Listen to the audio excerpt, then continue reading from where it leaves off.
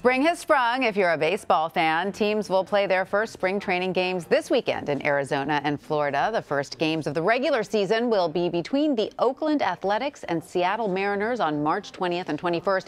That game will be played in Japan's Tokyo Dome. MLB's official opening day will be on Thursday, March 28th, when every team will play ball. Jim Bowden joins me now from Miami. He's an MLB analyst for CBS Sports HQ. He's also a former general manager for the Cincinnati Reds and Washington Nationals. Welcome. So great to have you with us. Now, let's start with the San Diego Padres. They made a huge splash by signing third baseman Manny Machado to a 10-year, $300 million contract. Is that a good signing by the team? Tanya, I think it's great for the industry, for the game of baseball, that you had the small market San Diego Padres that offered more money and more years than any team in baseball. They outbid the Chicago White Sox, the big market Chicago White Sox. They outbid the Philadelphia Phillies, the big market Phillies. So I think for the sport, it's a really good sign. Now, for the Padres, they could afford to offer this 10-year, $300 million deal that they did, because they don't have a lot of financial exposure on their books. In fact, outside of Eric Hosmer and Will Myers, they really don't have any big ticket items on their payroll for the next several years.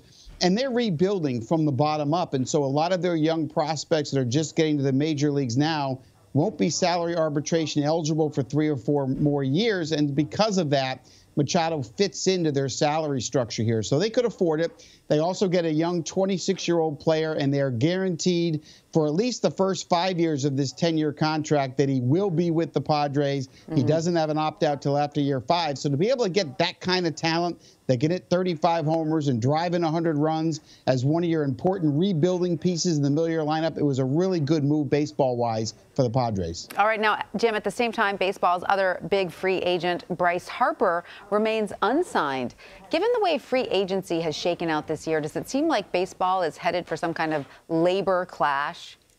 Well, there's been a lot of complaining, certainly, by the players' union, and certainly some of their players have been outspoken, saying that a work stoppage could happen during the next negotiations of the CBA. They don't seem to be happy because there's a lot of free agents still left on the market without jobs. But what we are seeing is these players are getting paid. I mean, when you see the Machado contract of 10 years, $300 million, that is a record for any player in North America of any sport. And BRYCE Harper is going to break that record. I'm expecting his deal to be past what Machado is when that's finally done. And I think he's going to end up with the Philadelphia Phillies. But when it's done, that's going to break a record. So although these signings aren't coming as early as maybe the union wants, I think when free agency is over, everyone's going to look back at the dollars and the years that these guys got, and you're going to see the players are getting paid. Now, that being said, the teams are doing a better job of not doling out bad contracts. They're using really good analytics and making better decisions. Those are some head-spinning numbers you're talking about, though, there.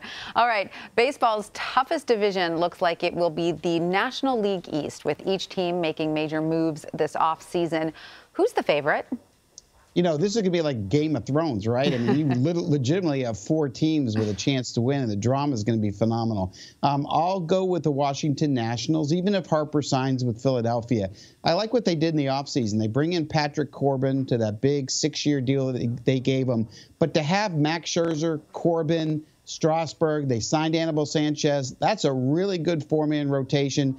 They picked up a couple of good relievers this offseason, including Kyle Barraclough and Trevor Rosenthal, to help get them to Sean Doolittle at the back end. They improved their catching with the trade for Yan Gomes and the free agent signing of Kurt Suzuki. I think their center fielder, Victor Robles, might end up being a Rookie of the Year candidate this year. I think Trey Turner's got a chance to develop into a Ricky Henderson caliber player. So I'll say right now that I'll take the Nationals as the team to beat, but I got to tell you, Atlanta, they're a much better team with Josh Donaldson. The Mets got way better with their pickups of Diaz and Familia and Cano and Lowry.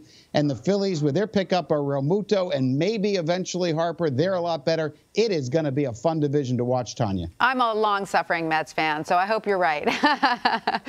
All right, so let's talk about the Boston Red Sox. You know, they won 108 games last year, and, of course, the World Series.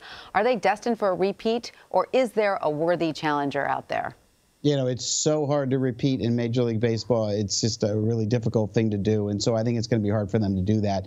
They're going to certainly miss Craig Kimbrell and Joe Kelly at the back end of their bullpen.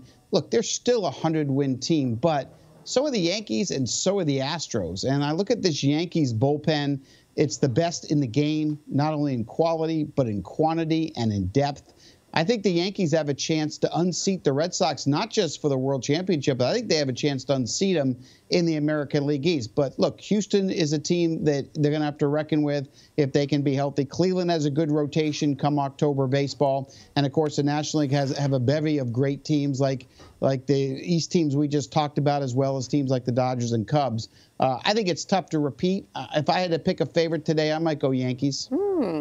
That doesn't make the Mets fan in me very happy. But, Jim, it's always a pleasure talking about baseball with you. Jim Bowden, thank you so much. Thank you, Tanya.